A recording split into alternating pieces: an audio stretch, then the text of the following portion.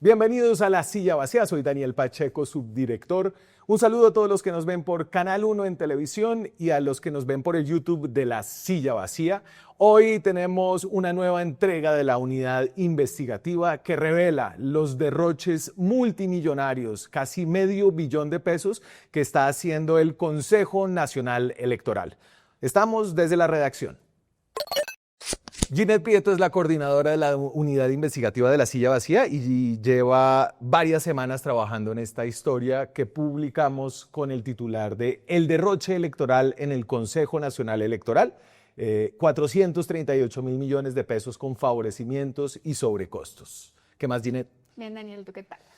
Bien, una escarbada seria a la contratación del Consejo Nacional Electoral. Y antes de entrar como a lo que es tan escandaloso, que es cómo se está derrochando tanta plata, como pongamos las piezas que hay que tener para entender qué es lo que está pasando acá. Entonces, el CNE, ¿por qué está gastando plata el CNE? ¿Qué es el CNE?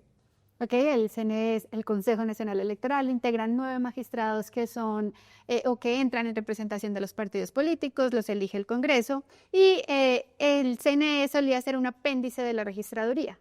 Pero después de diferentes fallos judiciales y pues de pelear básicamente por presupuesto, lograron que les abrieran un renglón en el presupuesto general de la Nación y pues con presupuesto y bolsillo, con bolsillo y contratos y pasó de tener, pues de manejar lo que podía manejar a través de la registraduría a tener autonomía y pues en 2025 les asignaron 1 billón de pesos. Entonces, espérate y caracterizamos un poquito cómo funciona el sistema electoral. Yo creo que a la gente se le confunde registraduría con CNE. Entonces, la registraduría es la organización que hace la logística de las elecciones, ¿cierto? Entonces, los tarjetones, hace un preconteo y tiene un señor que es el registrador, que es elegido por los magistrados, los presidentes de todas las altas cortes, ¿no? Y eso le da como cierta independencia de los partidos y del sistema político. El CNE es como un órgano de magistrados que juzgan temas como las inhabilidades electorales o los sobrecostos en las campañas, como hicieron con la campaña Petro, que la sancionaron pues por primera vez en la historia, pero sí tiene como un ingrediente mucho más político. Sí, bueno, primero ellos no juzgan, ellos simplemente son como una entidad administrativa y lo que hacen es como vigilar que se cumpla la ley sobre lo que hay en el sistema electoral. Son jueces administrativos, digamos. Exactamente. Sí. Y pues ellos en la práctica son 9 personas, como decía antes, pero todas, de hecho, por muchos años los magistrados han sido casi que políticos reciclados. Muchos llegan después de estar quemados, están ahí 4 años, escampan un ratico y luego se vuelven a lanzar. Todos tienen una procedencia completamente política, son amigos de colegas de, ¿no? Entonces es en realidad un órgano muy político que empezó a tener mucha plata. Pero hacen cosas muy importantes, ¿no? Porque son, por ejemplo, los que registran los gastos de las campañas que se van dando durante el proceso electoral, los que definen si un candidato está habilitado o inhabilitado y los que hacen el escrutinio final de los votos. No, ellos no hacen el escrutinio, sino lo vigilan, ¿sí? Claro, Entonces, y lo certifican. Exacto. Entonces, la lógica es que la registraduría, como ya decías, despliega todo el andamiaje para que las elecciones se puedan hacer. Y el CNE, de hecho, está definido como una entidad que tiene suprema vigilancia sobre las elecciones. Entonces ellos, además de vigilar lo que hace la registraduría, entonces deben, por ejemplo, garantizar que los ciudadanos podamos revisar las elecciones, podamos también tener acceso a la veeduría de las elecciones. Y entonces el gobierno Petro les da por primera vez el presupuesto que nunca habían tenido porque consiguen su independencia administrativa, les da 1 billón de pesos porque es el ciclo electoral. ¿Y en qué se están gastando la mitad, casi la mitad de esta plata? En los testigos electorales. En los testigos casi que no sonaban antes y se volvieron de hecho muy famosos cuando el CNE decidió sancionar a la campaña Petro por no reportar los pagos que les hizo a los testigos electorales. Aquí pues hay que hacer una diferenciación. La campaña Petro lo que hizo fue pagarles el día a los testigos. En el caso del CNE, el CNE de lo que está encargado es de capacitarlos, sí, de inscribirlos y acreditarlos. Es decir, que si un partido te inscribe como testigo, tú tengas tu credencial y puedas pues entrar a la mesa de votación a la que tú fuiste designado para poder hacer la vigilancia. Ok, para ponerle un poquito de cara a la gente que ha estado detrás de esta contratación, uno de ellos es Álvaro Hernán Prada, que es el magistrado del Centro Democrático, llegó allá un poco acreditando a duras penas la experiencia necesaria, pues por haber trabajado como asesor legal en el gimnasio de su mamá en Neiva, y es una de las personas que lideró la investigación contra la campaña de Gustavo Petro. Ahí está. Propone concluir el proceso administrativo sancionatorio iniciado contra los responsables de la campaña presidencial del pacto histórico en las elecciones del 2022.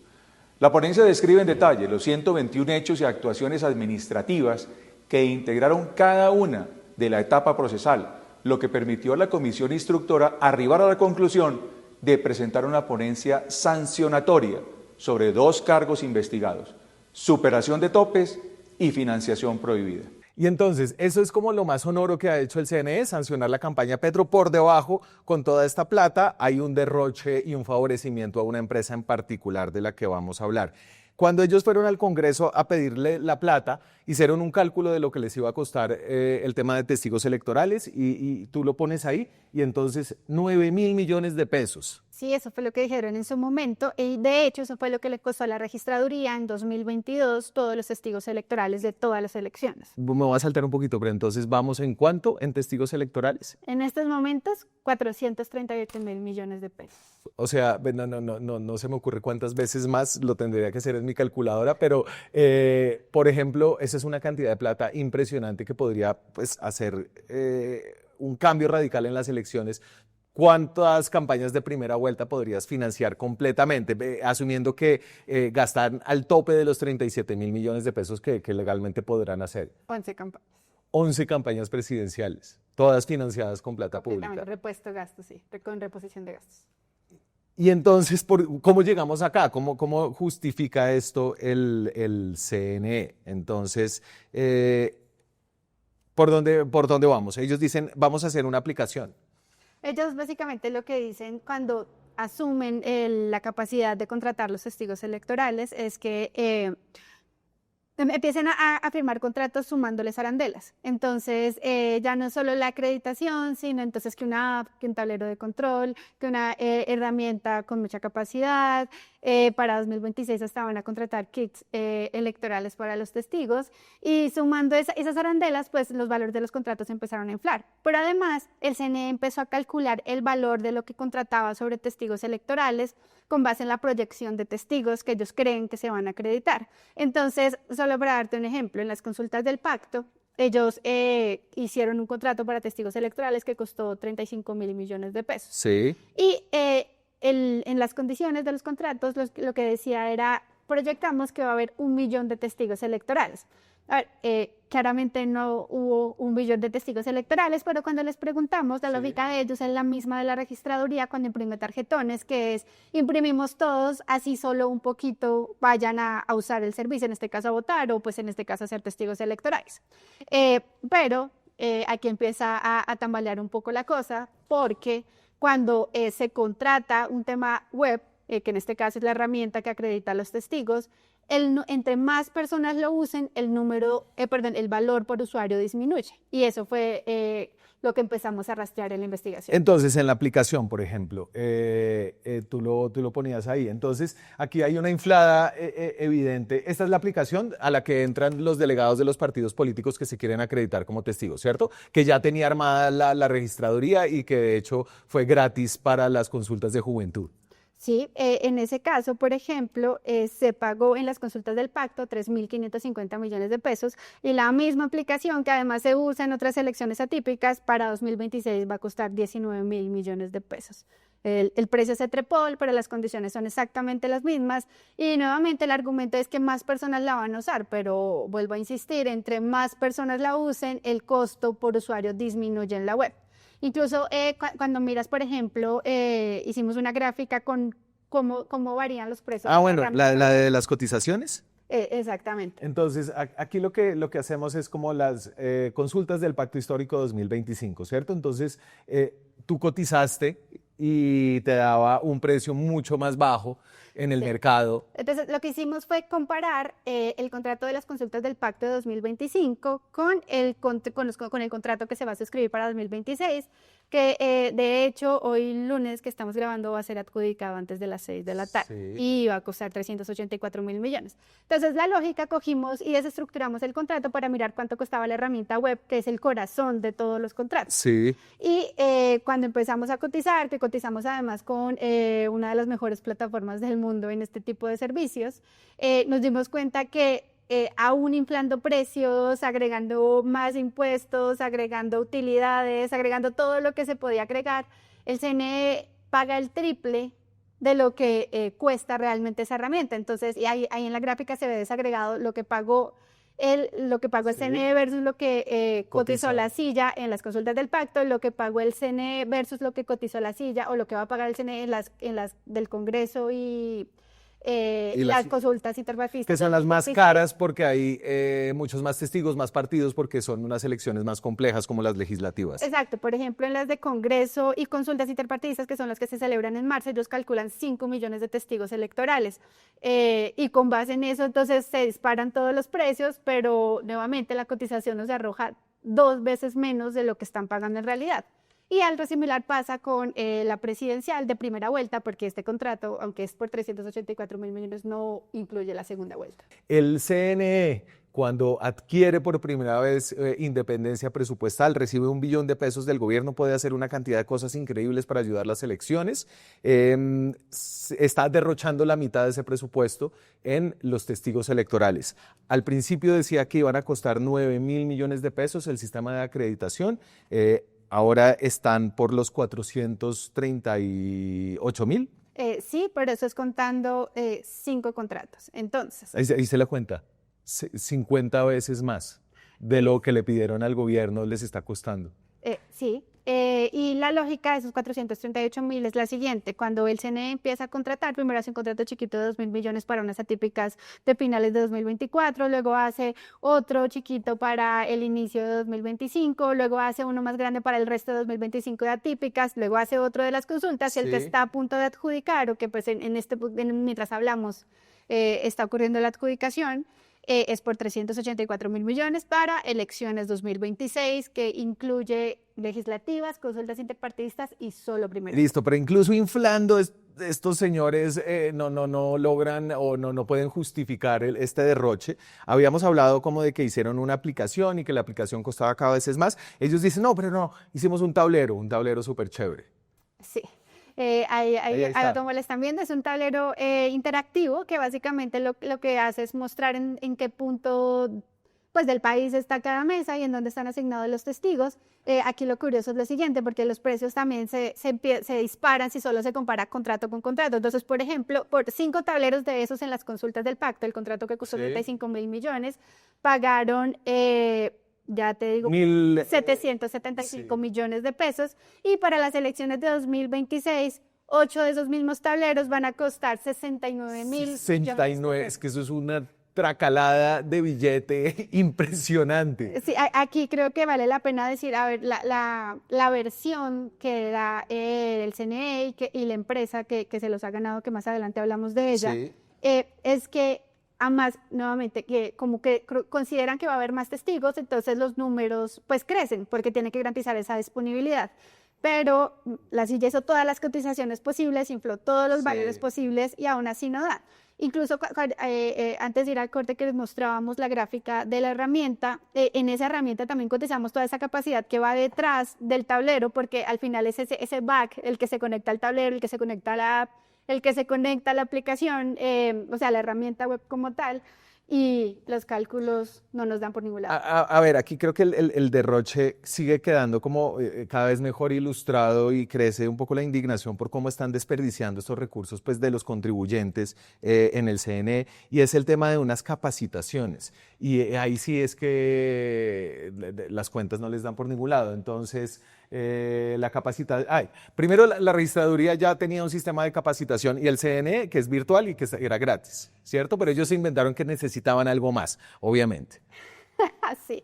entonces la lógica era que la registraduría pues colgaba toda su capacitación en línea y pues el que fuera testigo la podía acceder a ella. El CNE cuando asumió la labor hizo lo mismo, también hay una capacitación colgada, de hecho con Mariana Zapata, que fue con quien hicimos esa historia, ella entró, hizo todos los cursos, se acreditó y o sea, hizo como toda la capacitación que necesitaba hacer, que es muy parecida a los dos lados, pero adicional, en el CNE dijeron, pero no solo virtual, sino queremos presencial. Cuando empezaron, entonces en los precios que estiman, nuevamente comparamos las consultas del pacto versus lo que se va a pagar. Ahí lo teníamos en esa gráfica y entonces en las consultas del pacto eran 7.000 millones, o sea, ya se estaban gastando casi lo mismo que le pidieron al gobierno para hacer todo lo de testigos electorales en solo la capacitación del pacto histórico, y para las elecciones 2026 están pidiendo se van a gastar 38.000 millones de pesos. En capacitación presencial, la única diferencia entre las consultas del pacto y las de las elecciones 2026, que pues la tuvimos en cuenta para compararlo,